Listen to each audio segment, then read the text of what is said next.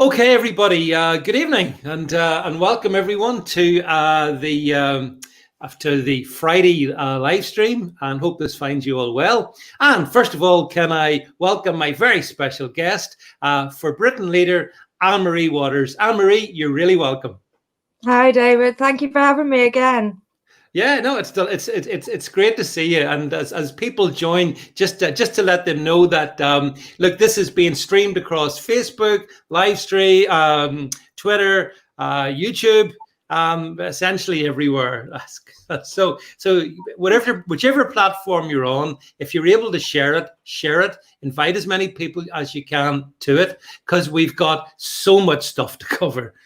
So what I would suggest is make sure you're sitting down comfortably, because Anne-Marie and I have a lot of stuff that we need to go through. And actually, as we were just saying, if we don't talk about these things, the mainstream scum media sure as hell won't. So it falls upon us to do that. And hopefully, you folks, as we go through this, if you could question for Anne-Marie or for myself, make sure you stick it down there. Hopefully we get to see it, and we can deal with whatever you want, and have a good conversation. That's the fundamental purpose behind this. It's about having civilized, good conversations. So Anne-Marie, so I don't know what we're going to talk about, because it's so politically quiet, isn't it, at the moment? There's nothing. No, nothing at all. The world has changed. Do you know when we last spoke? Oh, I was thinking about the last time we spoke, and all of this stuff that's now dominating the media and changing society, it's right there. But whatever it was 3 weeks ago, whenever we spoke, Anne-Marie, in a way, I could say we didn't see it coming, but in another sense, you've been talking about it. I've been talking about it. Some of the rest of us have been going on about some of the real problems that are out there, and they've just exploded. So so let's kick off with. First of all, we've seen the whole Black Lives Matters issue jump across the Atlantic, right into the UK. Tell us, what's your take on Black Lives Matters, and in particular with regard to what's happening here in the UK? Well, when people tell you who they are, it's a good thing to listen to them. It's always a good idea to listen to them. Now, Black Lives Matter are very clever. They have chosen the best name they could possibly have chosen. They're very good at choosing names like this: hope not hate, unite against fascism, stand up to racism. Yeah. They're very, very clever. If you oppose, this is why the politicians won't oppose Black Lives Matter, because they're called Black Lives Matter, and they're very, very clever in calling themselves that. You disagree with them, and what are you saying? Black lives don't matter. So you're stuck, and they know this, and that's why they give themselves those names. But they're quite open about what they are. They are anarchist, communist. Yeah. This is nothing to do with Black people's lives. Black people they're losing their livelihoods because of these thugs. I saw a bizarre scenario in America of Black people protecting their businesses from Black Lives Matter. No one seems to, the Black Lives Matter, see any irony, or I don't even know if irony is the word. But this is a anarchist communist group, like they have always been. They want a regulated, controlled society under their elite rule. These are not they're not about equality. They are elitists. They believe in their own elitism. And we see that with the way they disregard democracy. They're right and everyone else is wrong. So they are a communist front group, not even a front group because they call themselves that. Our politicians either don't know this, and they have no excuse for not knowing it because it's on their own website. And I'm sorry, but if you're leading a country and there's a group running amok all over your country, the least you can do is go and find out who that group says they are. But it's not hard to do. Yeah, you're right. Yeah, but actually, that applies, Anne-Marie, to the media as well as the politicians. Absolutely. Has none of them jumped onto the blacklivesmatter.org or whatever it is, and their manifesto position could not be more clear, could it? You know, like I think it's probably the people on this stream know, and you and I know. I mean, two of their objectives in the States, they want to see the policing essentially abolished as we understand it. They want to see the prisons emptied, and they want to see the redistribution of wealth. Now, I'm sorry, but that reminds me of another ideology, and another, you know, which begins with C and ends in ist, and yet it's like it's not even discussed, is it? No one talks about what they say they want.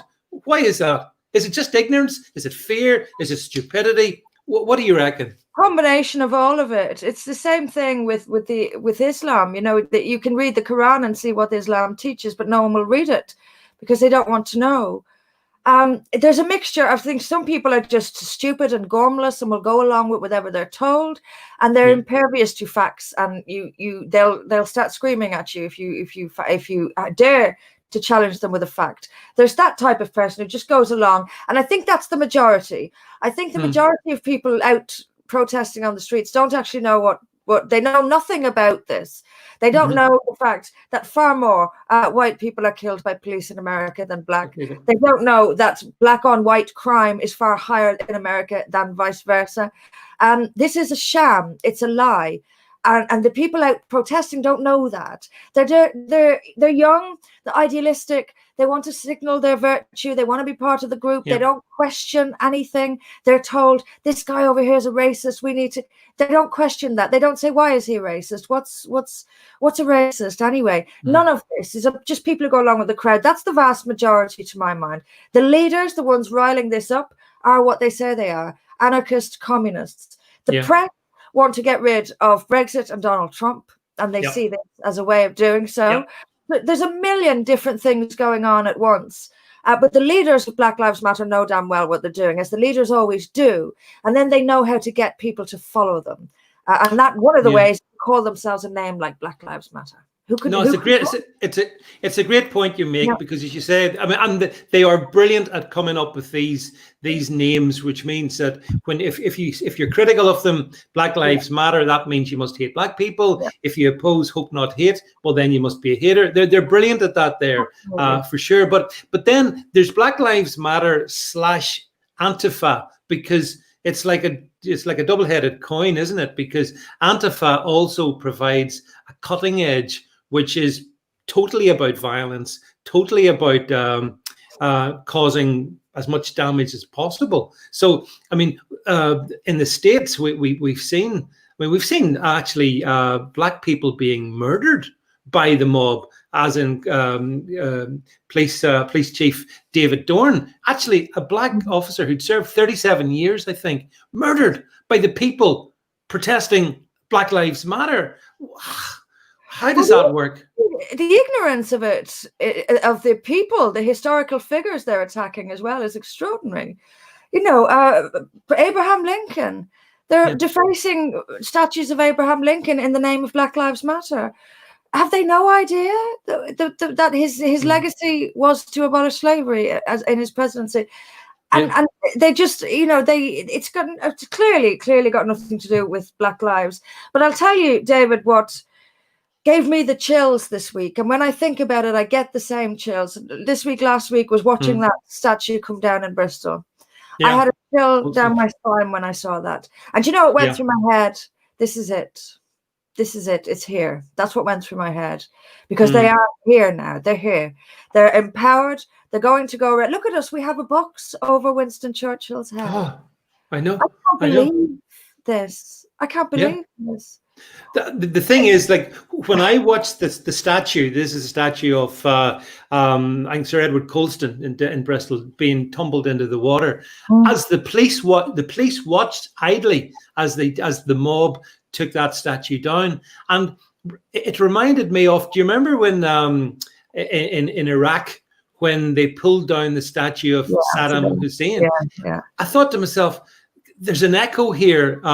It's a mob, and the mob's demonstrating its power by taking down whatever the hell the mob wants. In that case, Saddam Hussein. In this case, Colston and Bristol. But of course, Anne-Marie, they're not going to stop at Colston and Bristol, are they?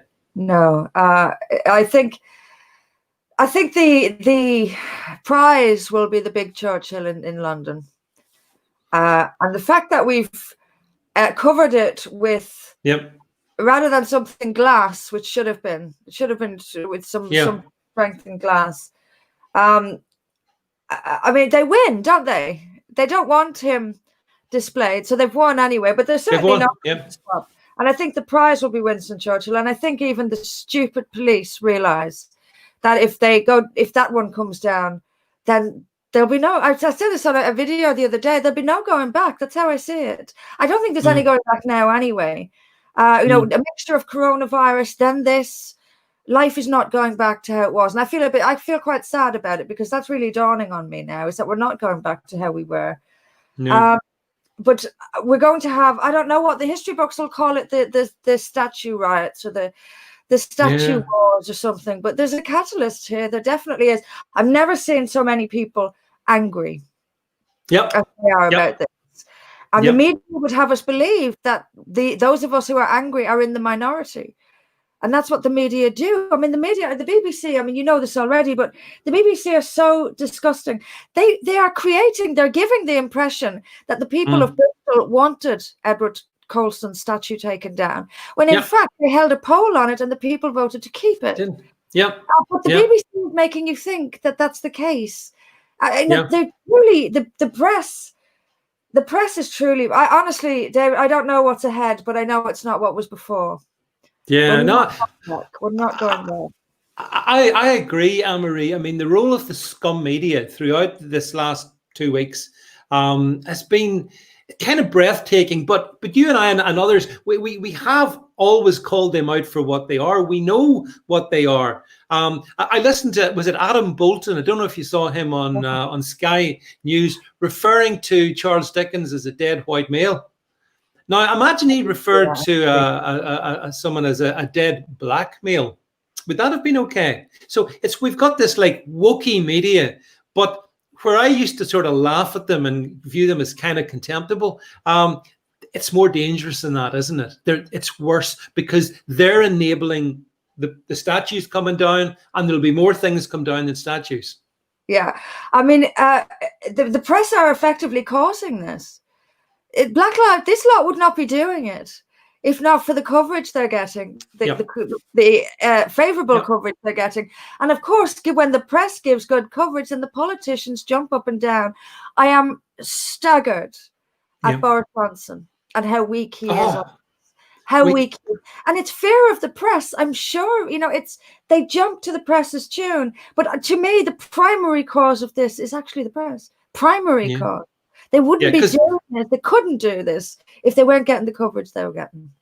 But it's the duplicity of the press. I mean, the press describe the best one actually, Anne-Marie, was the BBC, who talked about last week's riots in London, where they referred to what happened just outside Parliament as largely peaceful protest. 27 officers, actually 47, I think was the final number, were injured. Honestly, oh God, you couldn't make it up, could you? If you were writing a comedy, largely peaceful, and happily social media piled in on top of them. But the rioters will have appreciated being called largely peaceful, as they attacked the officers and they went about the business of defacing our national monuments. So the media is just so bad. It's absolutely poisonous. And if the media gives them this really good coverage, and this is where it really gets dangerous to me, when the media nationally, across the board, left, right, BBC, Telegraph, Daily Mail, the whole lot, give them such good coverage, it's going to take a really gutsy politician to speak against them, because the press is going to pray. Look at this wonderful. It's confusing. The public is already confused to me. But if they're called Black Lives Matter, no one can disagree with that. The press gives them glowing coverage, calls their opponents far-right thugs. The politician is going to come out and say, actually, they're not. They've nothing to do with Black Lives, and the people protesting are not far-right thugs. No politician is going to say that because of the press coverage they're going to get and because of what they're going to be going against. They're going to be going against the grain. It takes real guts to do that, and none of them have it, and especially not Boris Johnson, and I'm disgusted. Well, I agree. I mean, Boris Johnson has been, just like, as you say, a massive disappointment. And I think that massive sense of disappointment that you feel, that I feel, I detect that's quite widely shared, because he's been very weak over the coronavirus. I think that's a different discussion, but he's been weak in that, I think, and foolish. So. But on this, I mean, basically, this is the guy, Anne-Marie, who models himself on Churchill. And there's a Churchill statue right in front of, basically around the corner from where he lives. And he seems to be hiding, holed up in Downing Street, unable to defend the very historical figure that he has made a bit of a career out of trying to emulate. So I'm sorry, I agree with you, Anne-Marie. He's been shockingly bad, but I can't. There have been only a handful of Tory MPs, I think. A few of them have sort of made some comments, but none of them will confront Black Lives Matter. You're right. There's just silence. And Labour. Oh God, have you seen the Labour? You know what? It's so serious. It really is. There's 130 Labour councils in the country, and all of them are now committed to reviewing our statutes. Now, that's where local government becomes really, really important. People think, I mean, local government is extremely important. It governs our everyday lives. I don't think people realize how important local councils are. But this is the kind of stuff they have the power over. Building, you want to, if Hizbut Tahrir want to open a mega mosque in your area, that's going to be down to your local council. And now it's going to be down to local councils whether or not your statues are removed. So that's how important they are. And while I'm on that, I just want to say to anyone watching to seriously think about standing for us next year for local council, because we've got to stand up to this stuff. But yeah, I mean, he is weak, and Priti Patel has also been disappointed. Oh, poor. Labour. I don't know what to say about Labour anymore. I think Keir Starmer is terribly dull, and I don't think they're going to get anywhere with him. But they need to be wiped out. And if people can't see, the mayor of London, Sadiq Khan, is calling people who want to defend Winston Churchill's statue. He's calling us far-right thugs, and in the most disgusting ways as well. It's not. He's going for it. He's not being subtle about it. He's calling us terrible, terrible things and sneering at us and looking down on us. These are Labour people who've served in the military, who are. I really hope that this could be it. Might this be it? Might this be the thing that finally, now that Labour has put its cards on the table and said, all 130 councils have said that they're going to review the statues, and reviewing the statues means getting rid of the statues. And then we'll find ourselves on Fatima Street and Mohammed Road, and everything eventually British will just be eroded.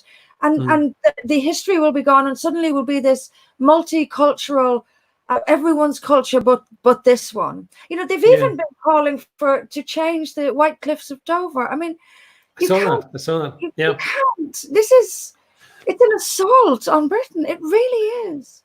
And it's yeah, no, I agree, Anne-Marie. And even other seemingly maybe less serious matters, but they concern me. For example, Faulty Towers. The episode, don't mention the war, the Germans episode. That's the BBC took that down off their one of their channels, because that's now deemed inappropriate. We saw in the States Gone with the Wind. One of the most iconic movies of all time, because of the topic it deals with. That was also taken down by one of the channels. So it's not just our statues, it's everything that is our history, be it good or bad. I mean, I accept, for example, I'm sure you hopefully agree. I mean, we all agree that from a 2020 perspective, slave trading and all of the rest of it was a wrong. But at the time, it wasn't a wrong. And Anne-Marie, I find it very difficult to try and, I won't judge people going back 200 years or 300 years. I do know that Britain stopped the slave trade, something that the media never talks about. But I think this whole revisioning of our history, it's right out of 1984. And it is the statues, and it's the comedy programs, and it's the movies, and it'll be the books, but it'll be the people as well, won't it? Well, that's always the last on the list. I mean, who was it who said if you burn books, you're going to burn people eventually? Yeah. You know, it is very serious. It's absolutely serious. I do wonder why that episode of Fawlty Towers. What is it? I mean, but I know we're mocking Germany, but I would have thought we were used to mocking Germany. But are we suddenly not allowed to joke about Germany? I don't really get what's so sensitive about that particular episode. I would have thought they were all as controversial as he said. To be honest, I think in that episode, I'm a big Fawlty Towers fan. Me too, I speak with authority. In that episode, you know the character, the Major. Do you remember I think he makes a kind of a racial reference, let's say, not to do with Germans, actually, oddly enough, but in a different context. And so it's a bit like those words are not allowed anymore. So they've come for Fawlty Towers in the pretext of that. But honestly, Anne-Marie, if you you know, we all if you've lived through the 1970s and whatnot, I mean, language was different, just like it was back in 1750 or whatever it is. Things were different. And if you're this revisionism of history lies at the heart of the left. They love that. They want to just wipe the slate clean, wipe away everything and everyone that they don't like. And it's happening right here in the UK. Like you, Anne-Marie, it's kind of unbelievable, isn't it? Yeah. To see it happening. It happened just like that. In a few days, we had lost, you know, we just sort of accepted the fact that we're going to lose the statues. The library books will be next, street names. And I think it's really serious that they got rid of a Fawlty Towers episode. I also think it's really serious that they've got rid of Little Britain and Come Fly With Me. I absolutely loved that program. And I had it on Netflix. I think I'm going to cancel Netflix, actually. I mean, I can't in any good conscience give any more money to them. There's nothing on it anyway, as far as I can see. But I did like to flick sometimes if you've got a half an hour break and you just have a sandwich or whatever, and you flick. I love that Come Fly With Me. Do you know the one I mean? It was the other I know it, Anne-Marie. Loved that program. It really made me laugh. And of course, we now have to get rid of it because of that one character, Precious, the woman the black woman in the coffee shop in the airport who was always doing nothing. But because of that character, we have to lose the whole lot.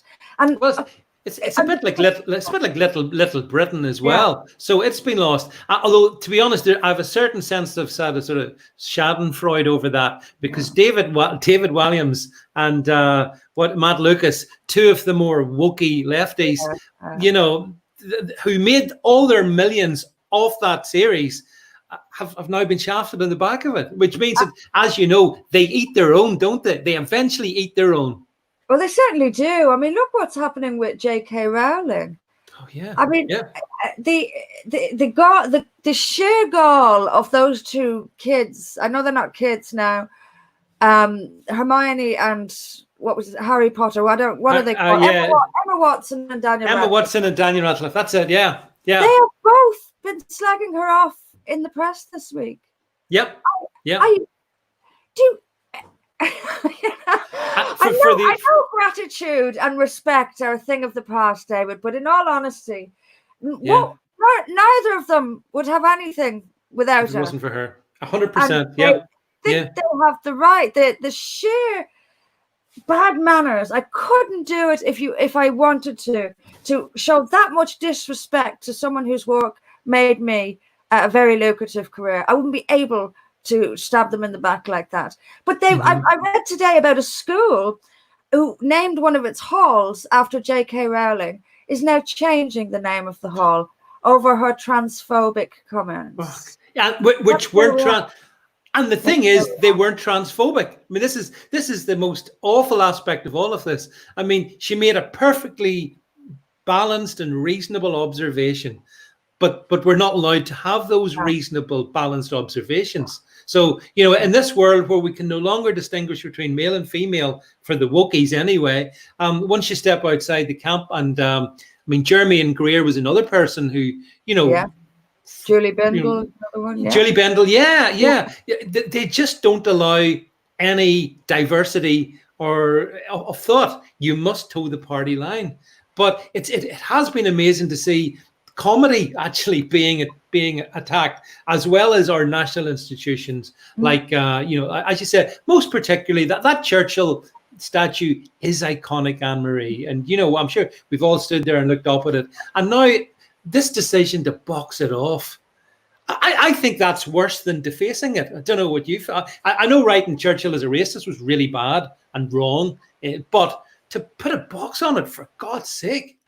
The best thing I saw. It's so disrespectful. And you can bet that Sadiq Khan would love to take it down. And who knows now when that's going to come off. This is scandalous. This is truly, truly scandalous. And the statue in Poole, which I'm a bit confused as to whether it's standing or not. I heard it was taken down. Someone has corrected me and said it's still standing, but there's a debate. Is this the Baden-Powell one? Yeah. I'm not sure about that one. There's been contradictory reports about that. But I mean, I've seen. I'm sure you've seen the pictures on social media.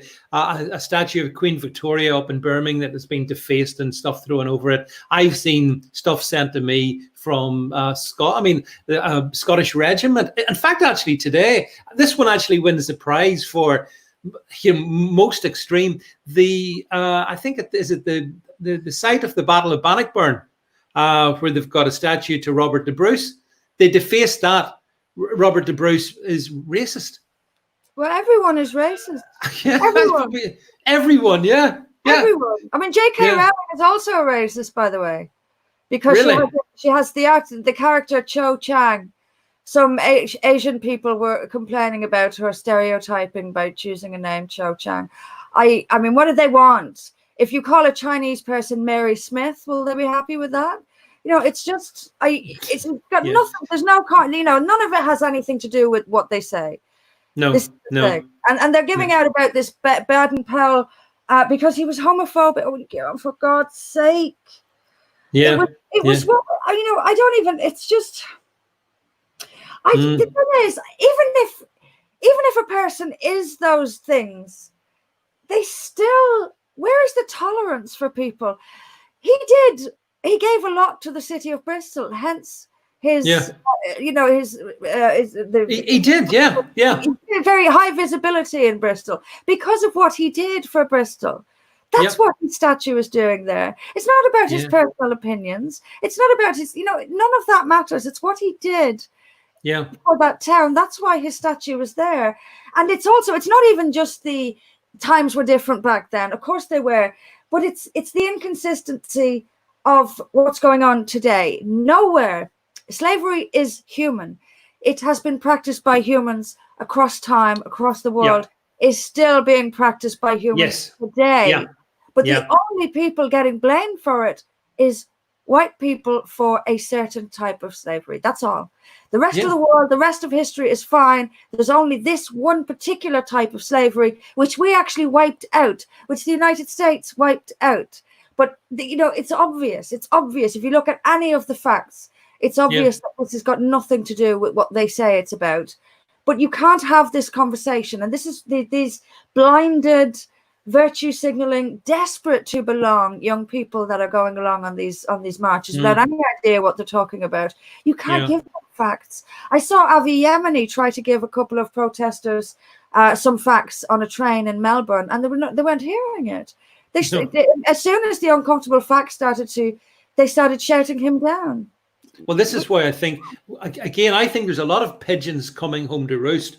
For a long time, we've allowed the hard left to march through our institutes of learning, schools and universities. And those young minds, I think, Anne-Marie, have been taken and they've been sort of inculcated with this kind of cultural Marxist approach where you have to learn to hate your own country. So this is the payback. I also think, Anne-Marie, that, for years, just calling anyone a racist gets them closed down. That's so dangerous. That word, we've allowed, generally speaking, society and the media and everyone else, politicians, have allowed that word a power that's so powerful that it actually stops functioning democracy. Because you just say, I don't care what you think, you're a racist.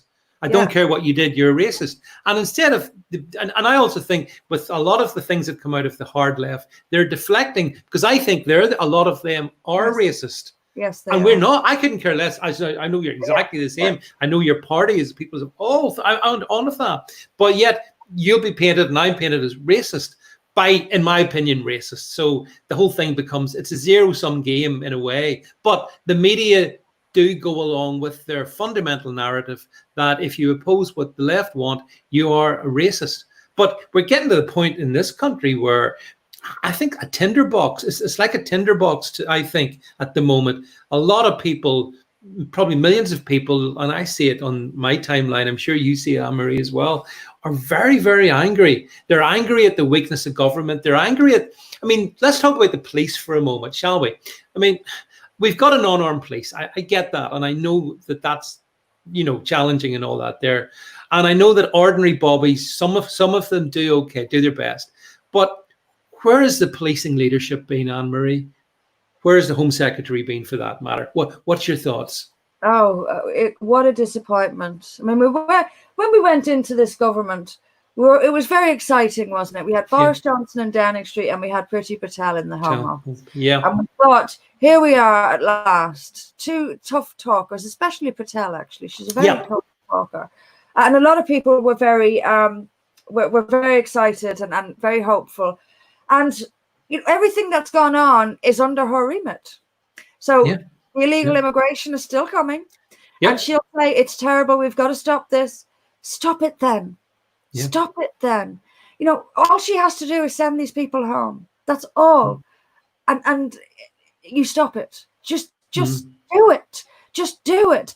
And if someone is giving you grief, if you're struggling against the civil servants, which I reckon she probably is, I think civil servants need to be talked about, actually. I think the civil servants cause a lot of problems for ministers, actually.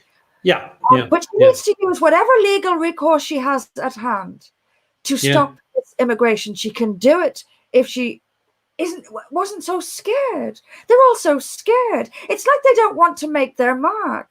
They all want to get through. You know, they want to get into the big offices, and they seem to want to get out the other side without ever having to cause a ripple. I would be the exact opposite. I think, what's the point in going into a big job like that if you're just going to quietly, meekly work your way through it and come out the other side having made not caused any trouble and not made any ripples? Come on, ripple. That's what you're there for. Well, if you were Home Secretary last week, Anne-Marie, and you saw all that was coming, and you'd have been privy to intelligence and all of that, and you knew there was going to be riots, you knew what was coming your way because it was so predictable. You know, what would you have done different? I mean, basically, as far as I can see, Priti Patel did nothing. Cressida Dick did nothing. The police, some of them took a knee. Oh God, that was really bad. And then we've seen the humiliation of police officers being chased along in front of Parliament. What would you have done different? As soon as I saw that happening in the United States, immediately when I saw it happening in the United States, I would have asked, Cressida Dick would have been sitting opposite me on my desk. I would have told her what I want. If she can't do it, you see, this is the problem. This is the problem. There's no one in charge of anyone else anymore. And you know, even Priti Patel got into trouble for probably telling someone to do their job. This is what I mean. There's no one is actually assuming power. Even Boris has pushed the responsibility away. I will leave it up to the police to decide what to do about the statues. Well, listen, darling, honestly, if Winston Churchill comes down, so do you. So if I were you, I'd be a little bit more careful about what happens to those statues. But I would tell Cressida Dick in no uncertain terms, and every chief of police around this country in no uncertain terms, that there will be no criminal damage on our streets. You see, the problem is they are understaffed. So you've got to put those 20,000 back that are missing, first of all. But they do not sit on Twitter. Not a single one of them is on Twitter. I want every police officer in the UK bringing this under control. And if you don't bring it under control, Miss Dick, you are out on your backside. I'm tired of this. That is what I would tell her. And pretty much in the tone I've just told you as well. There is nobody taking responsibility and demanding that people do their job. The second that broke out in America, she would have been sitting in front of me and I would have told her in no uncertain terms what this policing must achieve. There will be no rioting in the streets. There will be no defacing monuments. And if there is, and they're not arrested, if I see someone who sprayed is a racist on Winston Churchill's statue being interviewed by the BBC. Yep, which he was, the heads have to roll. Heads have to roll. And that has to be made clear. That has to be made clear. You need a Home Secretary that police chiefs fear. Yeah. They have to fear them. And in order to have those people fear you, you have to tell them how it is and demand and make sure you follow through. This is what has to happen. No one in the public sector is afraid of losing their jobs. Yeah. That's right. And you don't have a Home Secretary who's going to tell them. Because it's not even a contractual issue. If they fail in their basic duty, it's gross incompetence, it's gross negligence, or whatever, gross misconduct, whatever it may be. So it's not as if you have an employment contract to worry about. If they are failing in their basic duty, and that's a failure of basic duty, then the boss takes the chop for it. That's Cressida Dick. And I would have no qualms at all about doing anything I can to get her fired. None. And if I can't fire her myself, I'll find a way to fire her. I'm serious. This has to stop. Anne-Marie, I wish you were Home Secretary, and I'd like to be Prime Minister, because I have a few ideas as well, mind you. So we could maybe split the responsibilities. But hey, here's another point. Here's a point. The rule of law is fundamental, and for the last 3-4 months, whatever, we've all been locked down. There's actually been legislation pushed through Parliament to keep us at home in our, behind our doors, and all these kind of, in my view, draconian, hateful legislation. But it's what it was, and I guess most people did go along with it to varying degrees, but pretty much so. And then, Anne-Marie, we see the riots, and then in parallel to the riots, whoever's running Boris Johnson's Twitter account is tweeting out, "Don't forget the 2-meter rule, social distancing," as they run amok in London. And I'm thinking, is Boris tweeting from a parallel universe? Because, my serious point is that the law-abiding people like you and me and all the people watching this, Anne-Marie, we want to obey the law as long as it's a fair law. We want to do that. And then we see the rabble completely disregard that. And what are we supposed to feel? I think anger is maybe one emotion. I mean, that's one of the other. I did feel so pissed off, really, that I'm being told, stay at home, be a good boy, don't go out for my coronavirus. And tens of thousands of lefties can run rampant across the city and no problem. And the media actually weren't bothered about it either. And what's even worse is, people weren't able to see dying relatives. People weren't able to go to funerals. That's a very serious thing. I can imagine little that would hurt me as much as not being, if something happened to my mother, for example, and I couldn't go. I can't imagine anything hurting me. Really, that's a serious thing. Yeah. And yet, so people have really sacrificed and really been punished for this. And yet, like you say, lefties can go out and do whatever they like. It hardly needs stating anymore. I don't know how we got into the situation where the Daily Mail of all papers calls people defending Churchill far-right thugs. I don't know how we got into that situation. But how it is at the moment is that we have a facade. We have the press, the government, the police, the public sector, all of that thinking one thing. And then we have the British public thinking completely another. Yeah. And this side over here, the woke, and they are all woke. There'll be a few closet anti-woke. But, I mean, do you want to be the policeman who didn't take the knee? Yeah, I would actually. Yeah. Well, I wouldn't. Yeah. I wouldn't have either. But you just know that there are police there who have to go down on one knee because they know they won't get. They'll be racist if they don't go down. Yes. Yeah. But we're two countries now where the government and those who believe in them, and there's the majority of us who are standing. It's almost like standing in a dark tunnel and looking around you and thinking, "Where's everything go?" Every truth is gone. Even we ever get our social life back? This is what's making me feel sad, to be honest, David. I've been thinking back about nights you have and meals and going out and socializing, party events, and I don't know what's going to come our way. It's quite It's quite depressing, actually. When you look back at 2020, a lot's happened. Well, I think actually it's quite disturbing, because in some ways the whole COVID or the coronavirus, pandemic has allowed government to put us in a position that I guess we wouldn't really have thought, Anne-Marie, could happen, all the lockdown. So a country has been locked down, and now a section of that country which hates that country isn't locked down. They can do what they want. And this is where, I mean, I've seen stuff on social media, and I guess that's as good a monitor of how people feel as any other, certainly as the fake news media is. And you read just ordinary decent people, ordinary decent British men and women, people who aren't activists. They're not political like you and I are. They're just ordinary people, but they love their country, Anne-Marie. They love this United Kingdom. They love their history. They love our culture. They love all of that. And I've seen some comments from them, and you think, I'll tell you what, Boris, you are absolutely, this is a tinderbox that you are idly standing by. And I would be concerned that could potentially erupt. Because, as you say, if the Churchill statue was to tumble, then I think the government would tumble. I think also, yeah. And also, I mean, did you see the cenotaph? I mean, that's another one. The cenotaph in Whitehall, iconic, one of the most sort of sacred parts of our whole country. And what have they done? They've had to board the thing up. It's a horrific optic. If at the very least it's a horrific optic. Do you not think Boris Johnson sees that?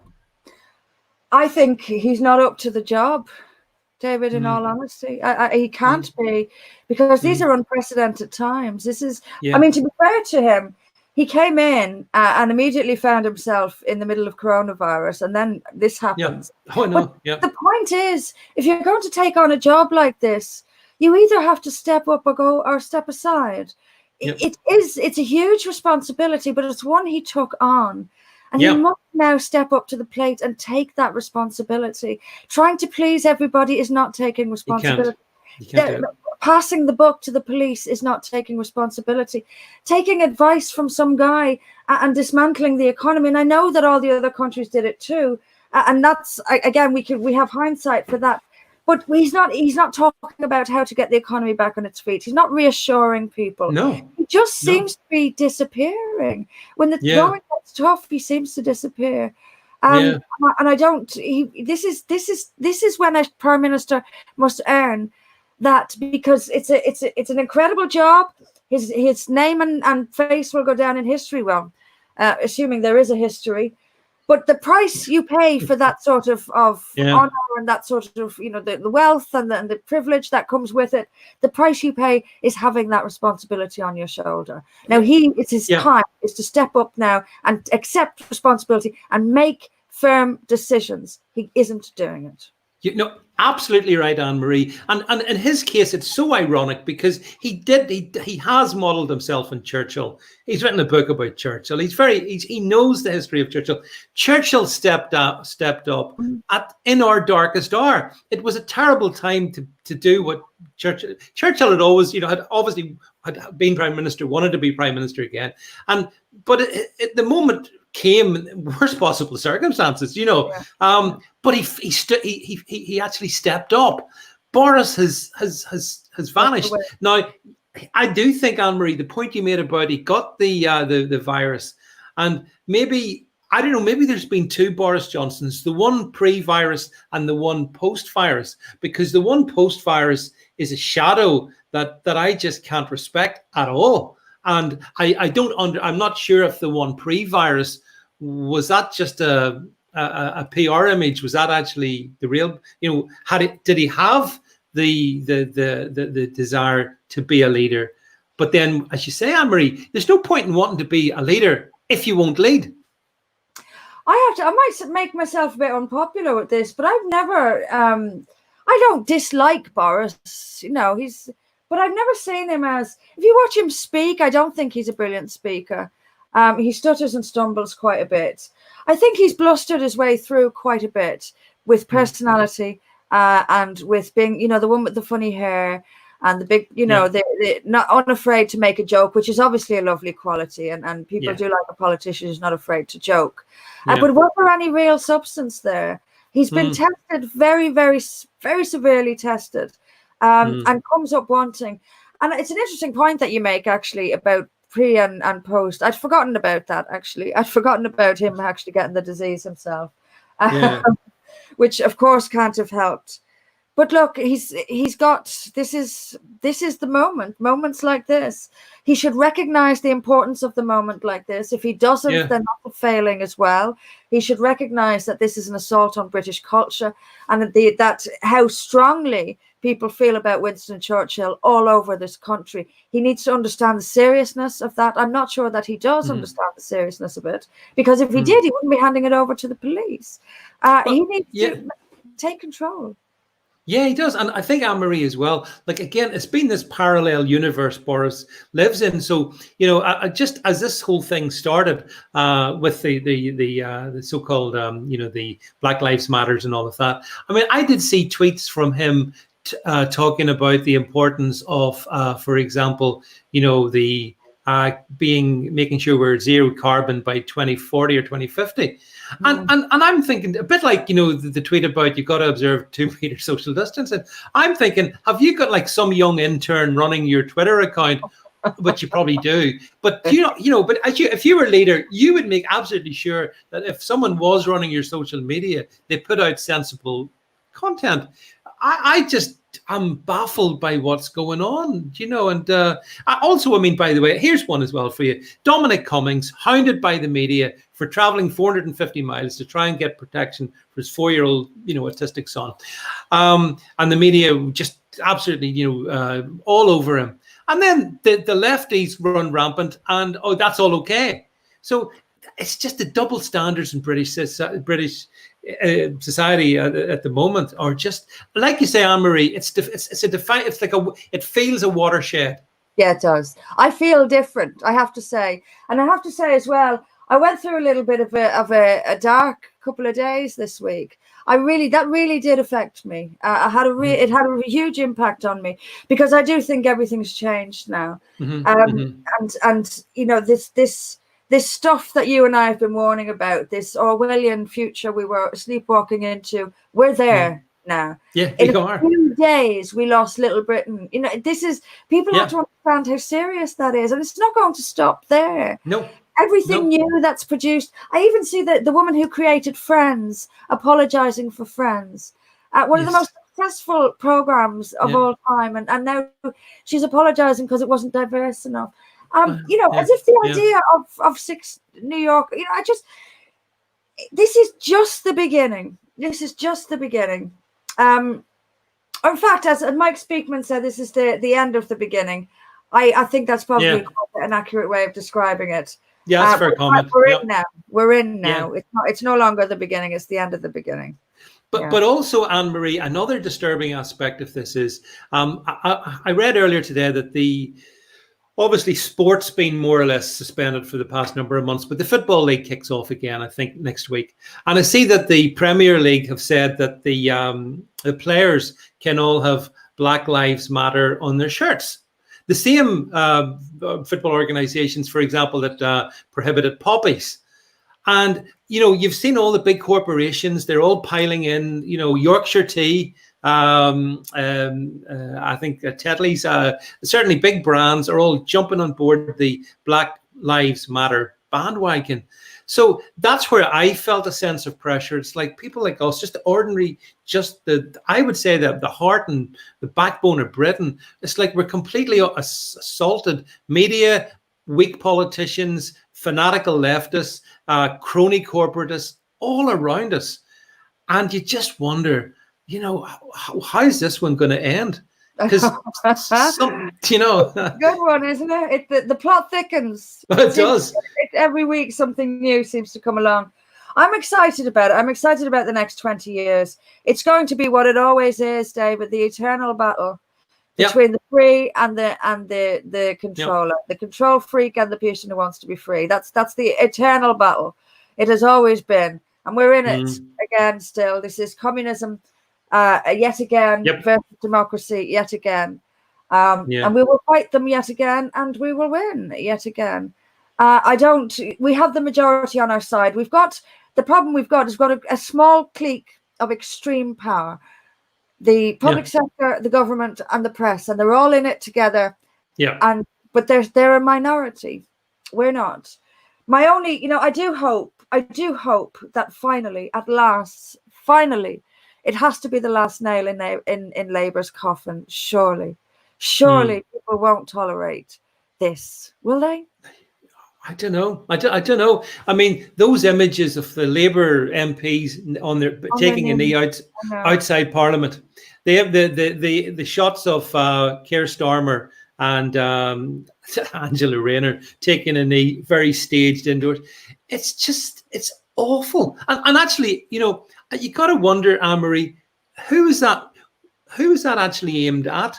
Because, or has Labour decided the red wall came down, it's never going back up again? So who do they aim this? It's not the Wookiee rioters, because they don't probably bother voting, I don't imagine. So, yeah, it's a fair enough question, actually. Yeah, it is. I think that's a very, very good question. In fact, I don't know who it's aimed at.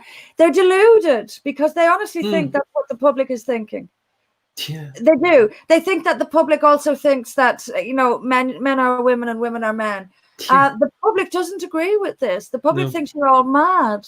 It's just that I don't know why, but we haven't yet found that ability to go to the ballot box and vote for someone else.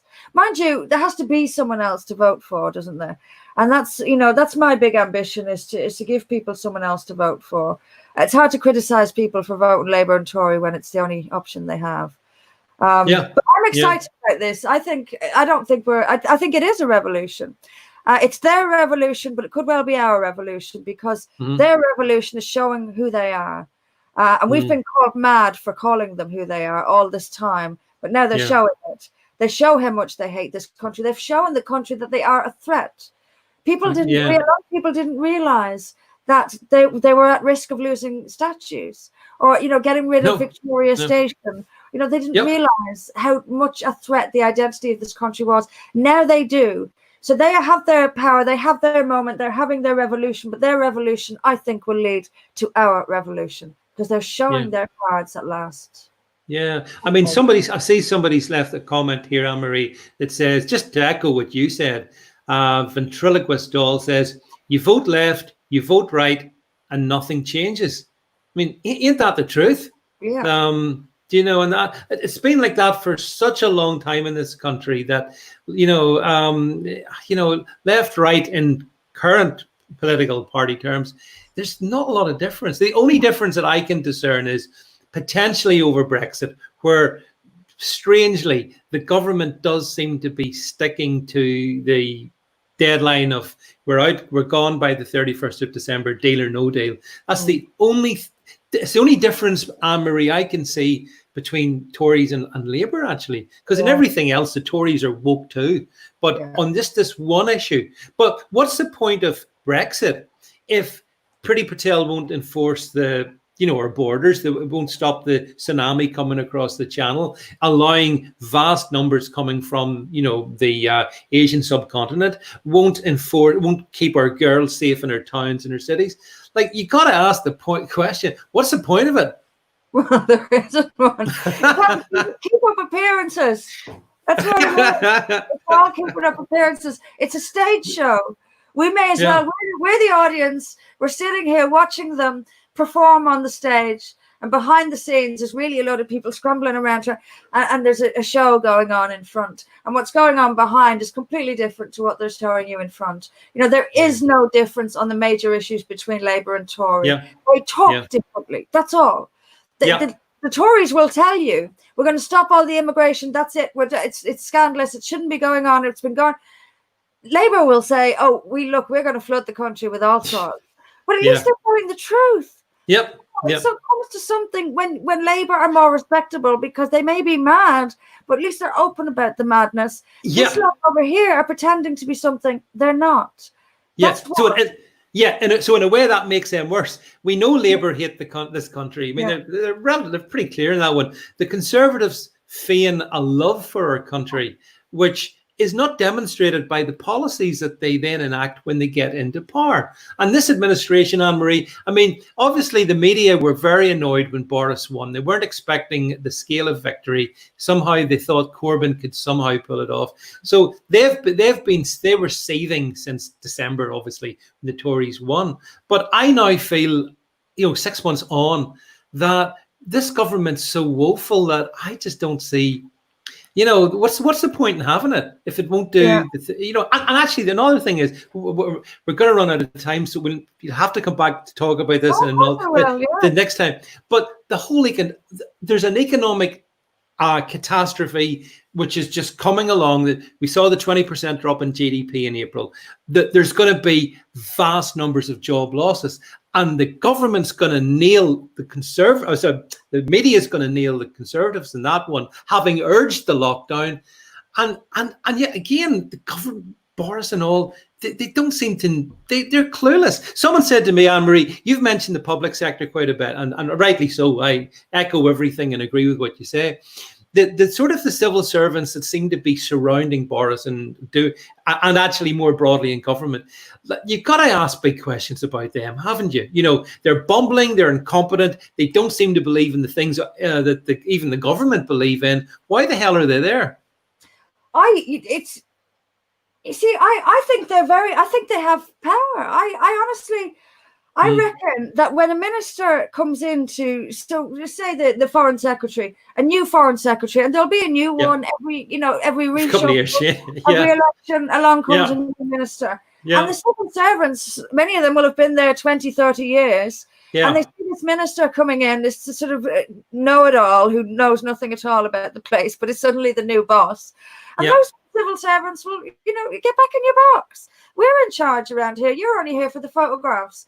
And I honestly do think they have problems with their own civil servants trying to get, because the civil servants will say, well, what would you know? I've been working here 30 years. It's the whole thing we need.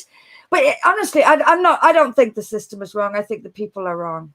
The people who are we are governed by ineptitude, callous disregard for the well-being of the people. That is what I see from either Labour or Tory. Callous disregard. I agree, Anne-Marie, and you mentioned it earlier in a conversation about, for example, the COVID rule that said that if you've got a relative or a loved one who's dying, you can't go to see them, and if they then die, well, you can't go to the funeral. And I'm aware of a couple of circumstances of people I know one individual who had to watch a relative being buried by camera, Anne-Marie, by camera. There was a camera in the church, but it's the cruelty. I just think that's viciously cruel, and honestly, that angers me. Just like you, it really annoys me because I can think of nothing worse. Yeah, there's no regard. There's no real regard for this. Decisions are made without due regard for the suffering. I don't think people and the care home thing is the best example of that. No regard was taken. I mean, how can you think it's a good idea to put people with an an illness that's so serious you're willing to shut down your entire economy and to put them into a care home with people who are already frail and sick and vulnerable? If you were that way minded, you'd think they did it on purpose. You can't make a mistake that stupid, can you? Or can you? I'm not sure. To put really sick people with an infectious disease in with really sick people. Well, also, as many people have pointed out, this is the first pandemic where what we've done is we've isolated the healthy. Yeah. And locked the healthy down. Well, I've never. There's no way. We need to have another conversation in this one, Anne-Marie, because there's just so much stuff that flows from it, and it speaks to all the important issues as well. But listen, we're coming near the end of our hour, so I just wanted to first of all thank you very much, Anne-Marie. It's been lovely to see you, as it always is, and I look forward to hopefully welcoming you back in this stream much more regularly, because I can see from all the comments people love and they're interested in what you have to say. People, Anne-Marie, respect honesty in political figures. do. They respect honesty. Full stop. Yeah, yeah. And they don't. The thing is, they're starved of it. They're people. Yeah. I see what you're saying here in the stream, guys. And people are starved of honesty. The one great thing about Anne-Marie is she tells it like it is. She speaks truthfully and from her heart. And I think that's something that's sadly missing in British politics. But listen, thank you all for being here with us tonight. I really enjoyed the chat. And I think we've just come to the hour. So I'll thank you all for being here. I'll be back again on Monday night. So 8 o'clock Monday night. I think Anne-Marie also does stream Monday night. So yeah, you got lots of choice of material on Monday night, 8 o'clock for me. I think it's earlier for Anne-Marie. But thanks again, Anne-Marie, and speak to you real soon. Bye for now. Cheers. Bye-bye. All right.